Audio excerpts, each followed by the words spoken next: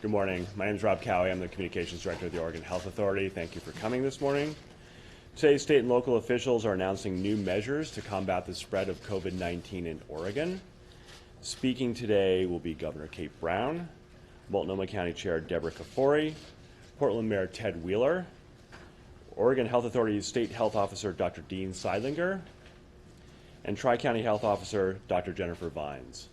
After our state and local officials have concluded the remarks, there'll be an opportunity for you to ask questions. And now let me turn it over to Governor Kate Brown. Thank you, Rob. Good morning, everyone. Thank you so much for being here this morning. We find ourselves in an unprecedented public health crisis, a rapidly evolving global pandemic. Most of us have never experienced anything like this. What is clear today is that we must take immediate action to stem the spread of COVID-19 coronavirus in our communities. Our strategy now in Oregon is shifting away from one of containing isolated cases of COVID-19. Now we are focused on preventing the worst impacts of a mass outbreak from coming to pass. We must act now to protect those who are most vulnerable, our elderly, those with underlying health conditions. We need to focus on keeping them safe by ensuring that our healthcare system has the capacity to treat those hardest hit by the disease. Earlier this week, the Centers for Disease Control issued updated guidance. They gave recommendations on large gatherings, social distancing, workplace practices, and other community-wide mitigation efforts that can help slow the transmission of the virus. Throughout this crisis, my office has been consulting with the Oregon Health Authority, local public health, and other state and local agencies on the best policies to slow the spread of COVID-19. Yesterday, we announced a variety of steps for Oregonians to take to decrease risks and protect each other. The following measures are based on the recommendations of the CDC, Oregon public health experts, epidemiologists, and health professionals to prevent a widespread outbreak of COVID-19. Effective immediately, all large gatherings in the state of Oregon, over 250 people, will be canceled for 4 weeks until April 8th. We have also issued numerous other guidelines for events to keep attendees safe. I want to clarify that this guidance applies to organized events, but does not apply to other places where other large numbers of people gather, such as stores, shopping centers, or schools. Building on the school guidance my administration released earlier this week that all schools stay open, we are adding guidelines that virtually all school group activities and gatherings should be canceled, including field trips, parent meetings, and competitions. These measures have been recommended by public health experts. Considerations of school closures will be a last resort.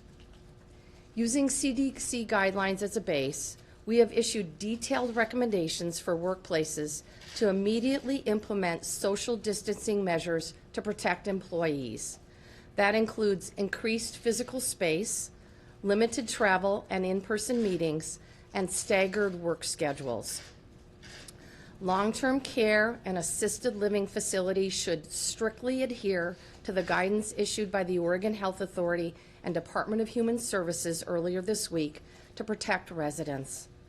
Let me be clear, coronavirus is in our communities. We should be prepared for thousands of cases in Oregon. These actions I'm taking today have two main goals: to slow the transmission of the disease and to preserve hospital capacity for those who will need it the most. My first order of business is to protect the health of Oregonians. My second order, to secure their jobs. I will be pulling together a group of business representatives to devise a plan for how businesses, especially our small businesses, will ride this out. Make no mistake, these efforts to fight coronavirus will have an impact on our daily lives, our livelihoods, and Oregon's economy. It will be especially difficult for Oregonians without the means to miss work or self-quarantine if necessary. But these steps can help save lives. That is what is at stake. This disease does not discriminate. We are all facing this together. My commitment to you today is that I will do everything in my power to keep Oregon families healthy and safe. I'll now turn it over to Chair Kafoury. She's been a fantastic partner in this work, and I appreciate her close collaboration.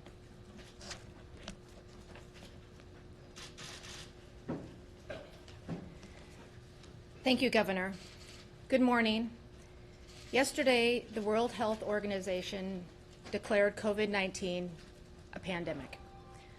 But as all of us know, disasters are local.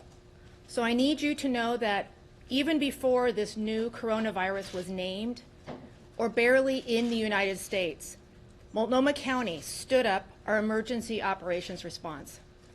We knew that we had to test, track, report, and support the people who will be touched by this virus, because we know our community. We're beside them as they look for work, celebrate recovery, start a family, or get their first library card. And we're there when the crisis hits.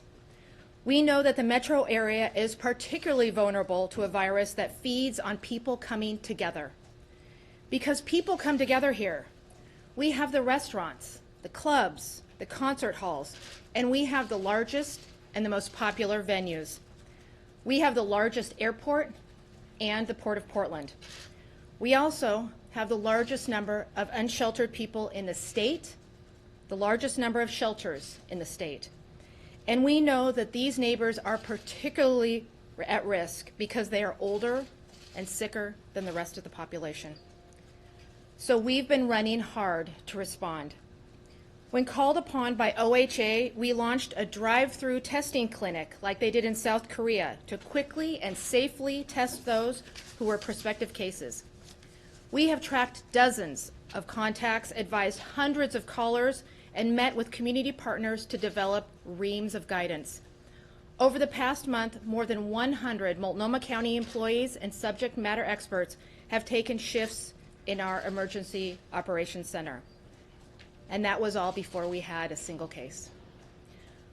On Tuesday, we had our first presumed positive test result in Multnomah County. And on Wednesday, I declared a state of emergency. Multnomah County's declaration of emergency gives us the flexibility to sustain what we're doing now and face what may come in this unprecedented outbreak. What we're doing now is regularly convening and advising providers and residents of every manner of shelter. Outreach workers are fanning out, getting necessary supplies to our neighbors on the street, blankets, tarps, hygiene supplies, and information cards with guidance. And we're keeping our winter shelter beds open and increasing motel vouchers to limit overcrowding. Together, Mayor Ted Wheeler and I have committed additional resources to keep as many people as healthy as possible for as long as possible. But we can't protect our community without the partnership of our stakeholders. I want to specifically thank the more than 150 school superintendents, directors of nonprofits, businesses, the arts, hospitality, and many more who joined community listening sessions with myself and Dr. Jennifer Vines yesterday. Hard to believe that that was only yesterday.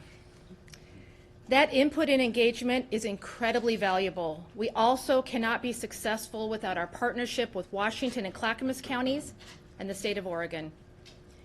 The actions that the governor described today are our best chance to do what Dr. Vines calls flattening the curve, slowing the rate at which people are exposed and potentially become ill. Because we know that a surge of cases could quickly overwhelm even our extremely capable health partners.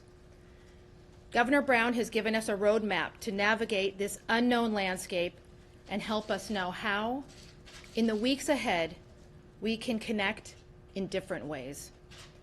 And like leaders in many organizations, I'll be trying to figure out how to get vital work done, to keep our clinics open, to keep serving veterans and older adults and to still be Multnomah County in the face of such a threat. Thank you. And now I'd like to welcome, first I would like to call out some of our partners that are here today. We have Dr. Sharon Myron, Sushila Jayapal, Senator Lou Frederick, Commissioner Jessica Vega-Peterson, Commissioner Lori Stegman, Gresham Mayor Shane Bemis, the Superintendent Guadalupe Guillermo, and Governor. Thank you. Thank you, and I want to thank Governor Brown and Chair Kafori for their leadership during this time. After much thought and consideration and discussions with our county and state partners, this morning I declared a state of emergency on behalf of the City of Portland. This is a decision I don't take lightly, given the broad implications. But due to COVID-19's progression on the West Coast, I believe that it's in the best interest of public health to declare a state of emergency at this time. It gives the city additional authority to properly address the threat of infection and harm. It also gives us the tools that we need to support the county, the state, and our own city employees. I know you have a lot of questions on how we plan on exercising these emergency powers. We'll keep you posted on that, but for now, we begin with the activation of the state of emergency to give us flexibility to act on those emergency powers if and when it's necessary. Here's what else the City of Portland is doing so far. The Water Bureau and our Bureau of Environmental Services have suspended service disconnections during the state of emergency. That means they will not shut off water due to the non-payment of bills related to sewer, stormwater, or water bills. The city has decided to do this to ensure that everyone has access to the utilities they need to stay healthy and not worry for the time being if they're going through a financial hardship. We've also expanded community hygiene stations and portable toilets with hand washing stations across the city, and those efforts will be expanded. We're assisting shelter providers to keep winter shelters open on an extended basis, in addition to getting outreach providers more assistance and equipment, as well as increased motel vouchers for those who need it.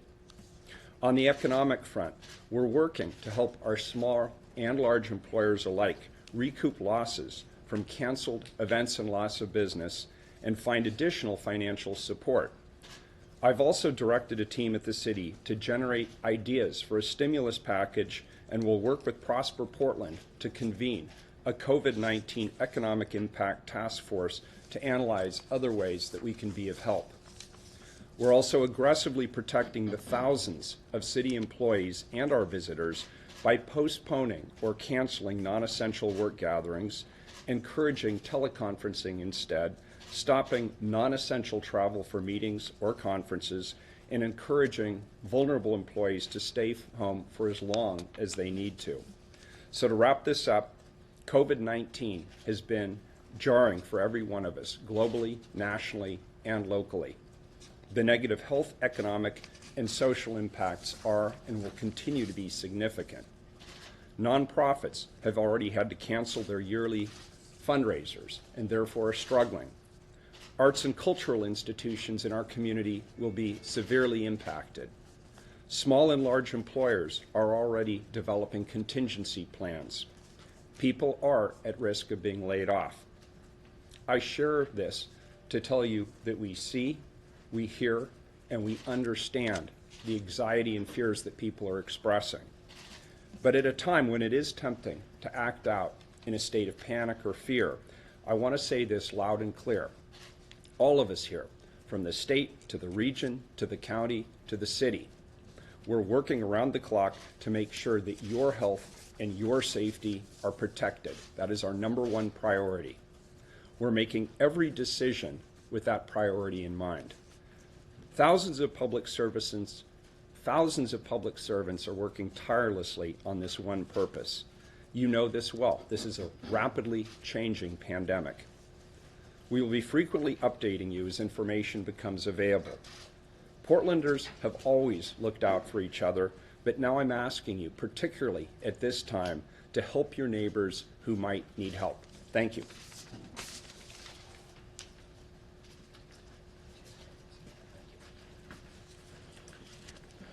Thank you very much, Mayor Wheeler. As we've seen, as this global pandemic has evolved across the world, this virus does not discriminate. While we have 19 people who've tested positive in Oregon, we know that is just the tip of the iceberg, and there are likely hundreds more throughout our state. So I think we have to remember our thoughts need to go out to those individuals, their families and friends and communities as they recover. They need our support. They don't need stigma or misinformation to help them get better. So while we only have 19 people in Oregon who've tested positive for the virus that causes COVID-19, in looking at estimates from Washington and where Oregon is in our epidemic compared to our neighbors to the north, we estimate there could be 150 to 250 cases right now in Oregon. If we take projections from Washington infectious disease researchers and estimate a doubling of cases every week, which may be conservative, this could mean over 75,000 cases by mid-May in the state of Oregon without taking action. And so that's why our state and local officials are taking aggressive action today on social distancing. With the evolution of this outbreak, new guidance, looking at the estimates of what could happen here in Oregon, these measures are being taken so that we can build upon the individual measures we've asked people to take, including washing their hands, covering their coughs and sneezes, and staying home while they're ill, to put in measures that are more aggressive, that mandate the canceling of large events of 250 or more, look at those events that draw vulnerable populations, our older adults and those with underlying conditions of 10 or more, and canceling, working with our business communities, work sites, so that they can separate their employees and their customers to offer safety to everyone around them, working with schools to do what we can to assure that our students and school communities are safe while we try to keep schools open, because we know that education is incredibly important for students and the social connections at school. Certainly there's a tool for canceling schools as we look at the evolution of this epidemic, but we want to ensure that students and their families have access to this education, that parents can still go to school if they have essential jobs in healthcare and law enforcement and others. And so we don't take these steps lightly. We continue to look at the research and the effects of what we're doing every day so that we can see what do we need to do to help slow the spread of this disease in Oregon, protect Oregonians, and make sure that everyone has access to the high-quality care that we offer here throughout the state. I'd now like to turn it over to one of my colleagues who's been arm in arm with us here working on this outbreak, Dr. Jennifer Vines. Good morning, everyone. I'm Dr. Jennifer Vines. I'm the Multnomah County Health Officer, and I'm also the lead health officer for Clackamas, Multnomah, and Washington counties. I want to acknowledge that this situation has moved at warp speed, and public health has been keeping up as best we can, understanding that lives are on the line, and so are livelihoods. As we think about a virus coming through our community, it's already here. There is nobody immune to this virus. There is no vaccine. There is no treatment. The majority of us will suffer a mild illness. For those people, we ask you to stay home and not seek health care if you wouldn't otherwise. But some of us, in particular, are elderly, people with underlying medical conditions, are the ones we know are at risk of severe illness and potentially needing life-saving intervention at the hospital level. To the best of our knowledge and with the toolkit that we have in public health, the strategy of social distancing is one tool that we have, and I have no illusions about the bitter pill this is to swallow for our communities. You hear public health saying education is important, business opportunities are important, social connections are important, and unfortunately, we have to look ahead at what's happening in Washington and Italy, and we have to use the public health tool of social distancing as the best way, in our opinion, to try to slow the spread of this virus through our community, spread out those severe and critical cases so they can get the health care they need when they need it. You will see your local public health authorities shifting in strategy from focusing on individual cases and detailed contact investigations and follow-up. You will see us shifting now to supporting our health systems, to supporting our communities on what these social distancing measures mean for them. And you'll see us trying to do high-level health systems coordination to keep those services running. So again, I would call on all of us, let's tap into the creative energy and the spirit of community that I know is in our region. Please be creative with alternative ways of coming together. Please look at our guidance, take it to heart, And by all means, keep in touch with your elected officials who care deeply about this situation and about the impacts on our community. Thank you.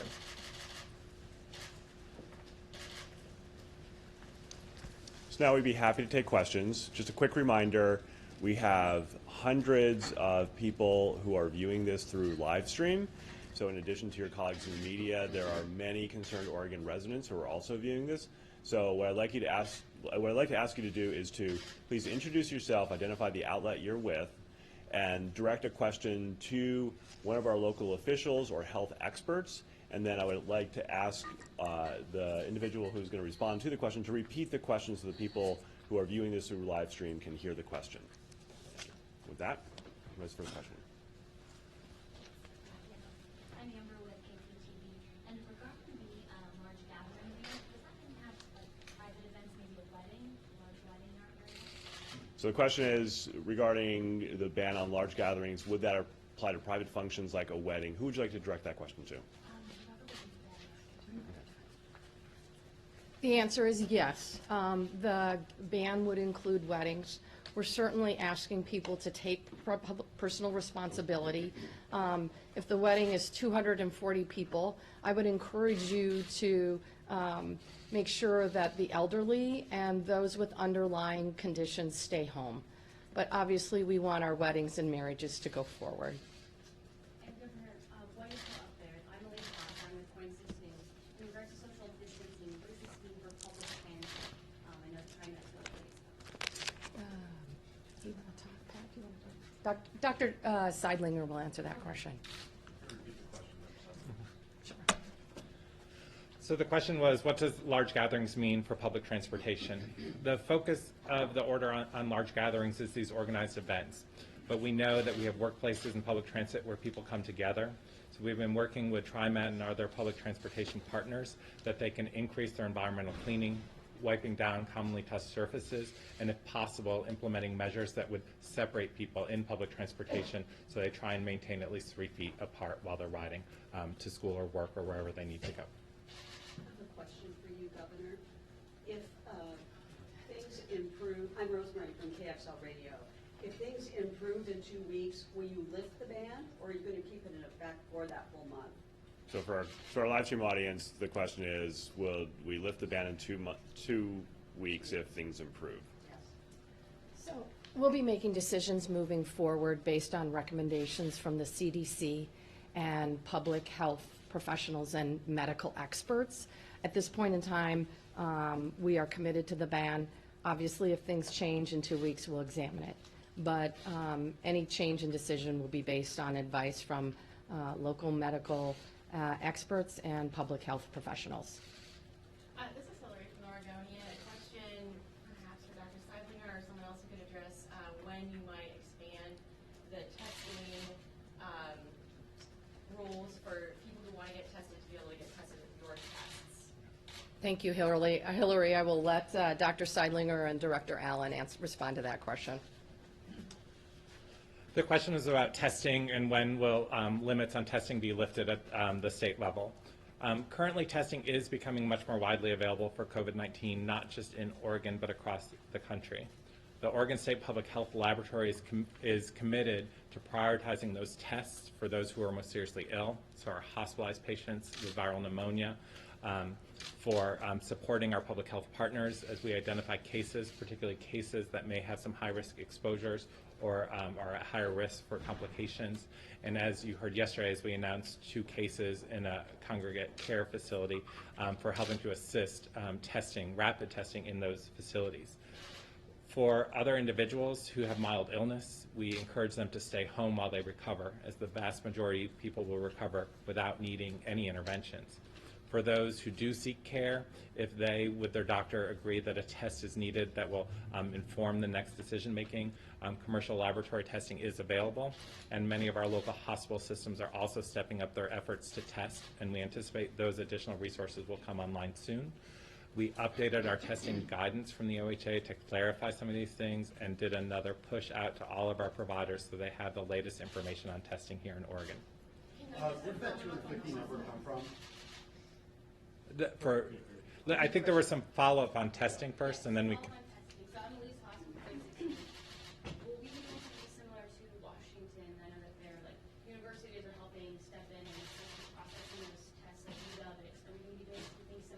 Again, we have many of our local hospital systems, including our academic partners, who are looking to step up this testing. And the Oregon State Public Health Lab is committed to assisting them to bring that testing up as quickly and efficiently as possible.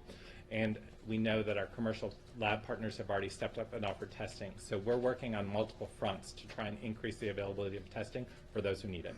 Additionally, following up on testing, which are the 5 hospital systems where it's now okay to conduct the testing?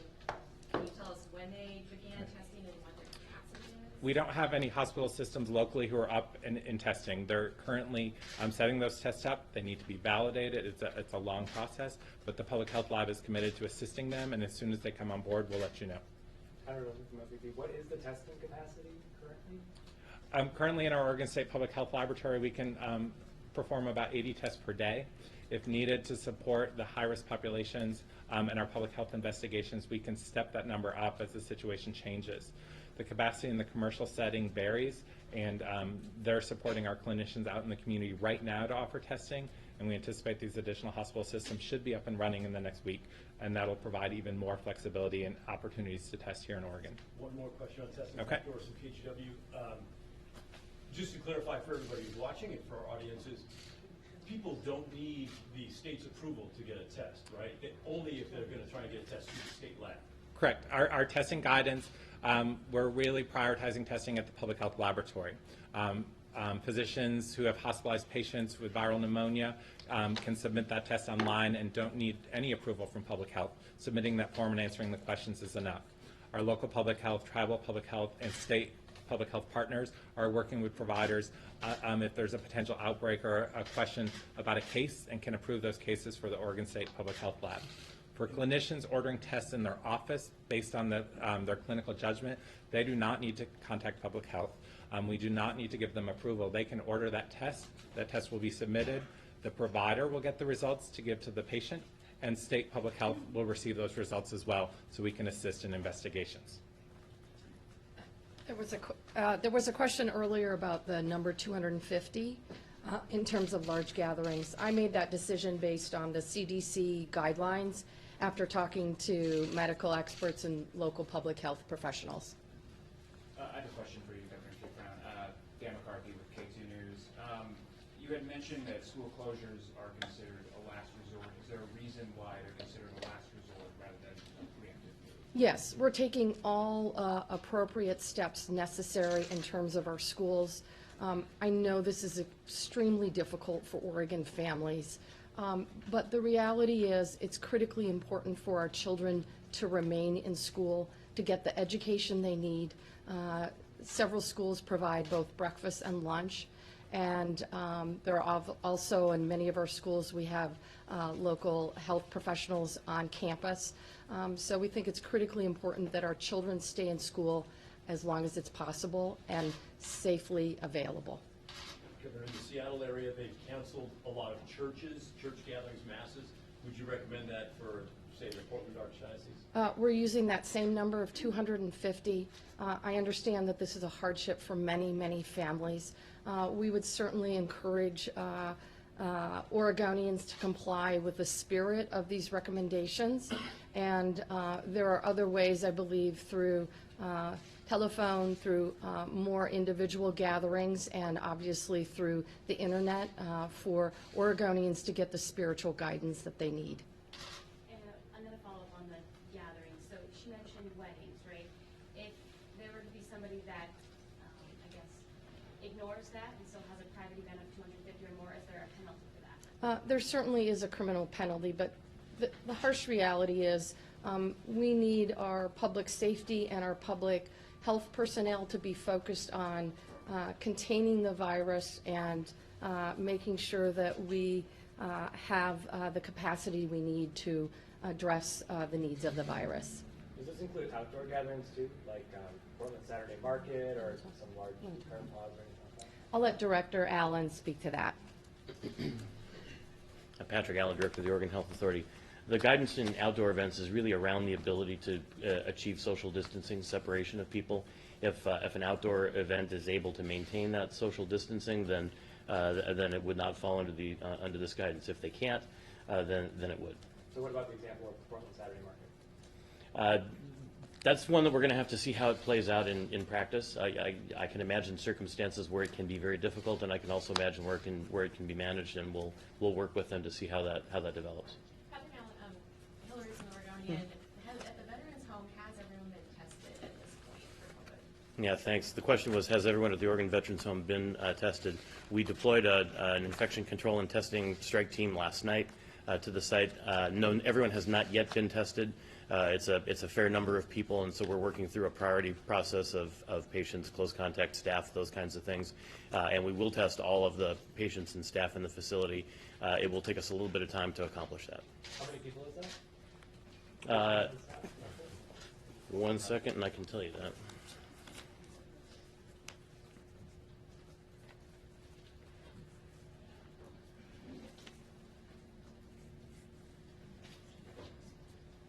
That's 151 residents, 225 staff, and others.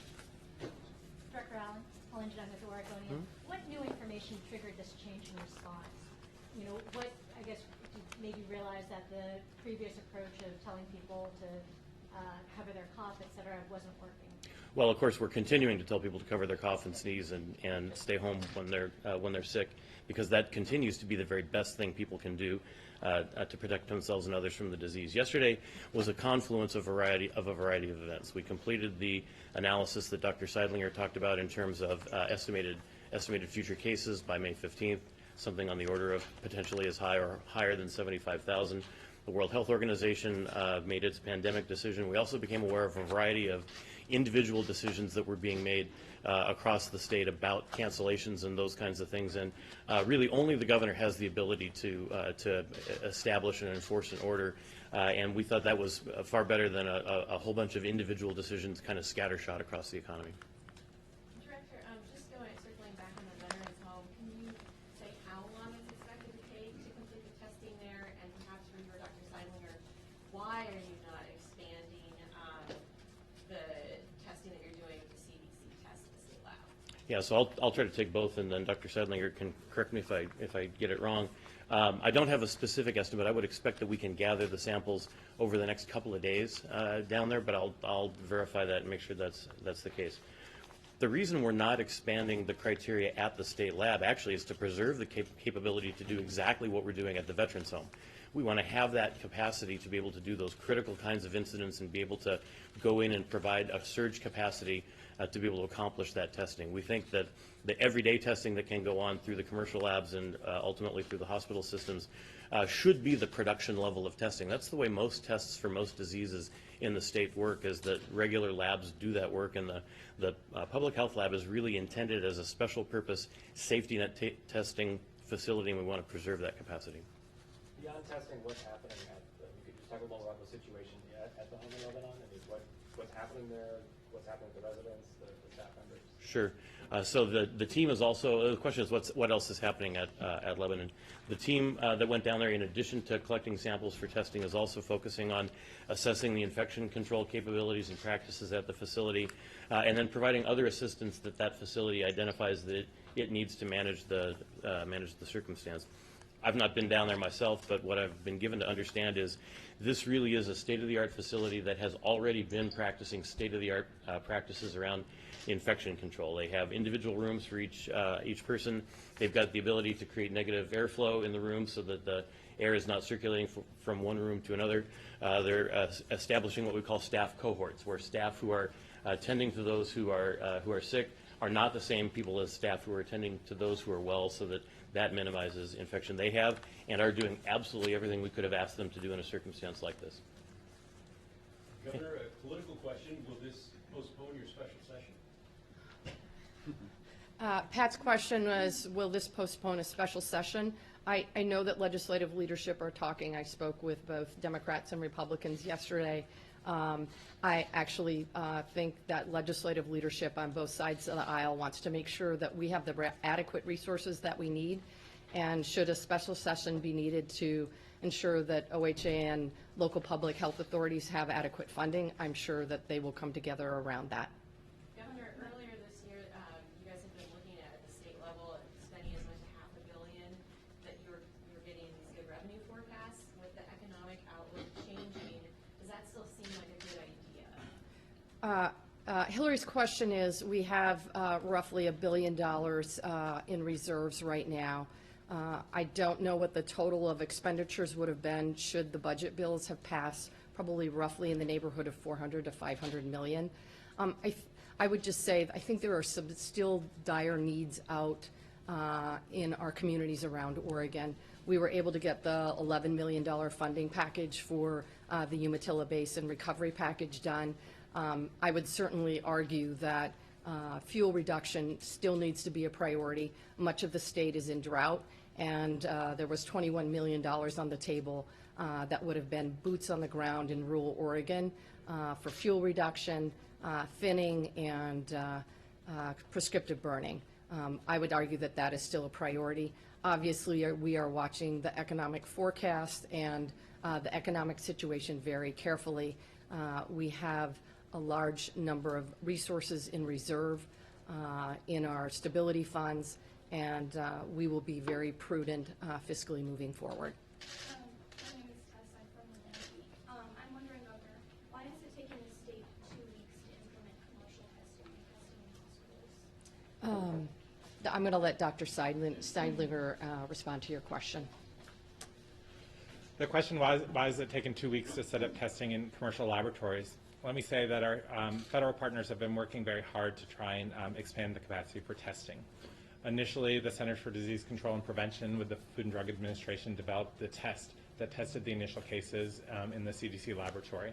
They quickly pushed out a test to state public health laboratories and large local public health laboratories to expand that capacity. There were some quality issues with those initial tests, so they were put on hold while those were worked out and assured that they were performing as they should. Currently, I believe all 50 states have their state public health laboratories up, with many of the large local public health labs continuing to do testing. That testing in most places is really focused on getting the people who are most at risk and the people most at risk for complications tested. The federal government also worked very quickly in a system that often takes a long time to set up testing in the commercial settings. That can often take a lot longer than these public health labs stepping it up, and they put out emergency use authorizations as they did with state public health labs to these commercial testers, and it depends on their ability to do those tests. There's many things that are involved in doing that test. People focus on the CDC test kit, and that's one aspect of it, but there's other things that the labs need to do those tests, many of which are in short supply, so all commercial labs are working to ensure that they have the supplies they need, from collecting the swab to issuing the test result to get those out, and I think they're working very hard to get those up, and that's, they're working directly with the federal government. We are at the state where we have the control and the power to be able to help. We're doing that, and that's where these 4 healthcare systems will be coming up, because we want to work with our partners to ensure that testing capability is available to support all those who need it, and to support our healthcare partners in offering that test to those who need it.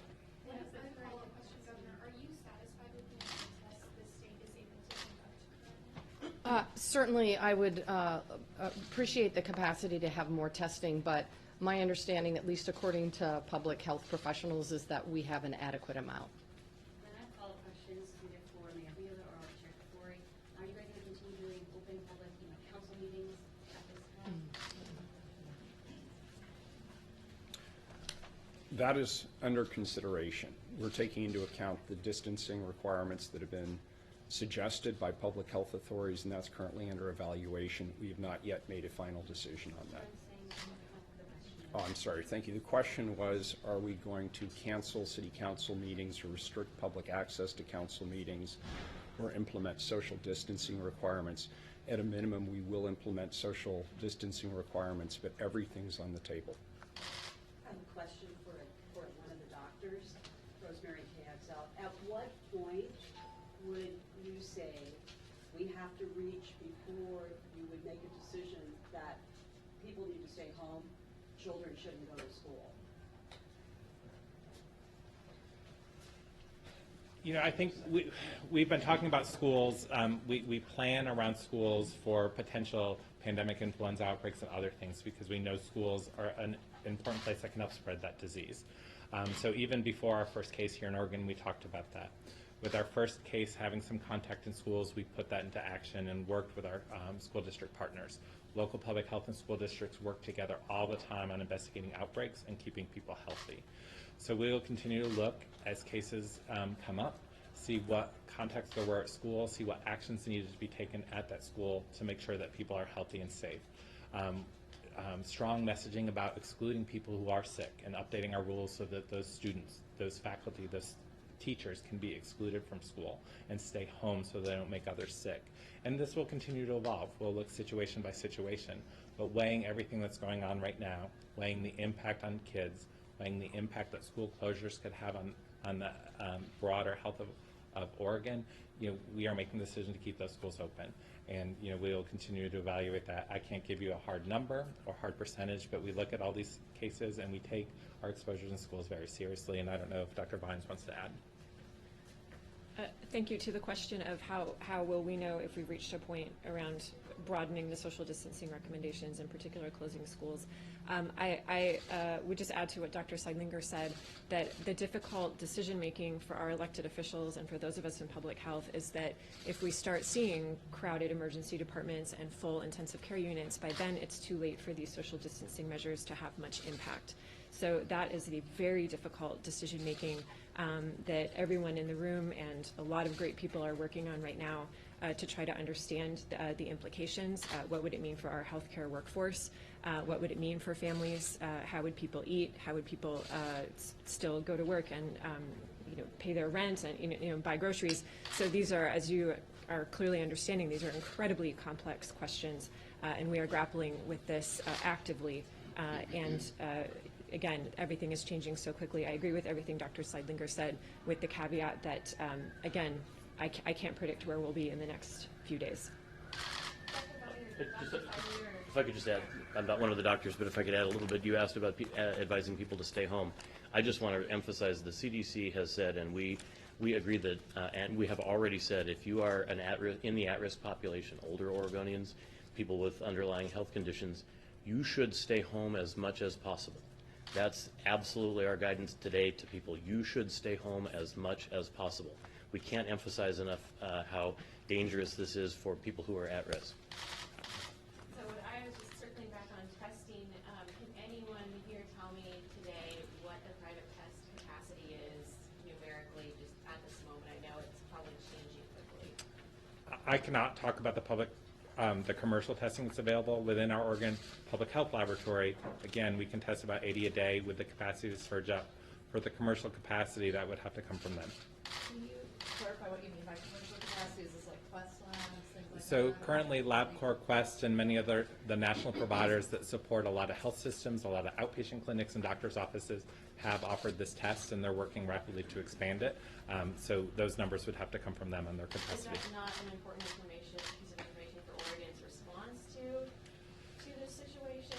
Like, who would be the person where I could get that information from? Again, if you want to talk to what is LabCorp's capacity, I would suggest talking to LabCorp. Right now, what I can say is that we have adequate capacity in the Oregon State Public Health Laboratory to support our public health infrastructure and identifying those cases who are most at risk for complications.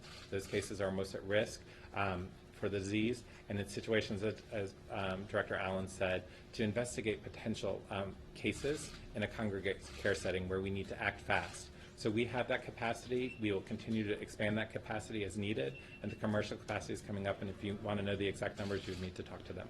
Sheriff, did I hear you right that you said there's drive-through testing in Multnomah County? No, sorry, thanks, Pat. Asking about the drive-through testing at Multnomah County. We did, in conjunction with the Oregon State Lab, we did a emergency testing last weekend with the drive-through capacity. But it was in the same number of tests that are available through the state. I had a quick question regarding TV again. A lot of people upping their personal hygiene to the point where like hand sanitizers and wipes are sold out in stores. Is the state working with manufacturers about stocking things like that, or is that something that you guys don't do? I'm not sure who I would be. Yeah, I'll take a shot at that and invite others to bail me out if needed. There are shortages of lots of things like hand sanitizer and those kinds of things, and they're not just shortages in Oregon, they're not just shortages in the United States, they're global shortages. This circumstance has been compounded by the fact that its epicenter is in China, which means the demand in China has been huge.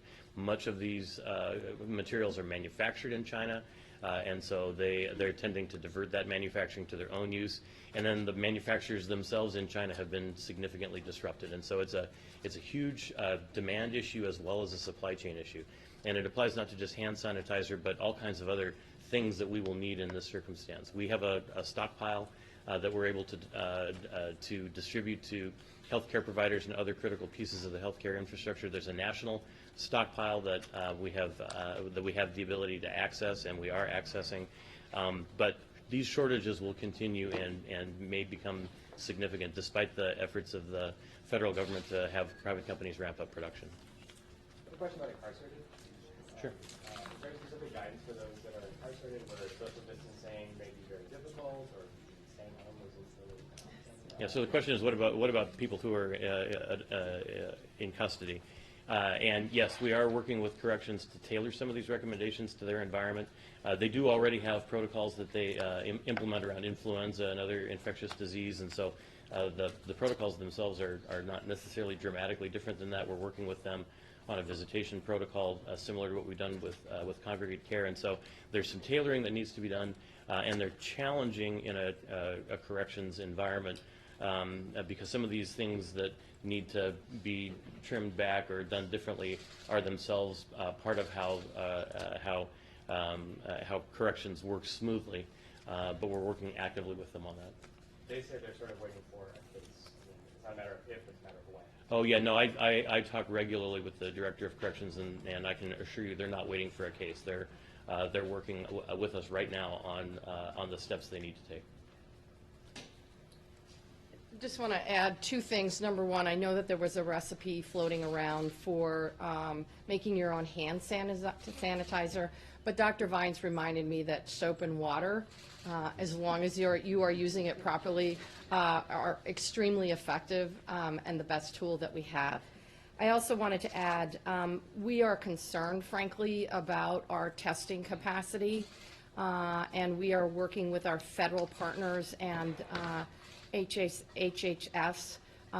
However, the federal government is the only one who can expand our testing capacity, and we are calling on them to do that. Governor, we heard from Dr. Vines All right, about how excuse me. fast things Why don't we are take changing. 2 more questions? And we certainly hear that from the public, people saying, I can't believe how fast things are going. I wonder what it's been like for you, and how difficult was the decision to make this historic change? Well, Pat, that's exactly right. We all know we have not seen anything like this in our lifetimes, and all we need to do is look around at what is happening around the entire world. For me, my heart goes out to the families impacted by this disease. I'm obviously extremely concerned. Our focus, my team's focus, is on keeping Oregonians safe and obviously keeping the economy humming. And so we're going to do everything possible that we can. But it is, as you know, it's certainly been a roller coaster. There's no question about it.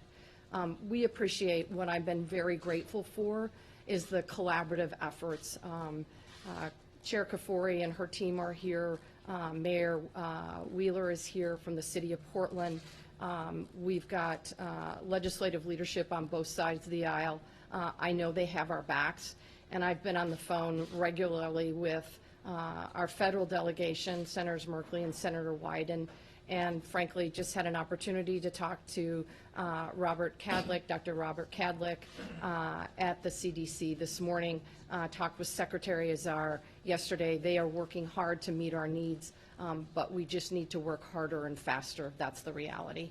Governor, at a high level, whether it's testing capacity or these guidelines now for mass gatherings, do you feel that the state is in a better place in terms of the response than we were a week ago? Yes, I am making decisions based on the best information available to me at the time. We are relying on public health professionals and medical experts in making these decisions. Director Allen talked about the transition, the information from the CDC, the Centers for Disease Control, earlier this week was helpful. I had an opportunity to connect with Governor Inslee yesterday. That was helpful. And yes, this disease is evolving. We are making decisions as quickly as possible and with the public interest in mind, public health and safety in mind. So is that yes, we're in a better place in our response than a week ago, or? Look, we are making the decisions we need to make at the time we are making them. For example, I issued an executive order on Saturday night at 8:14. I made that emergency declaration on Saturday because my public health professionals told me they needed additional resources, funding, and additional tools and additional personnel, and that emergency declaration gave them what they needed at that time. So the answer is yes.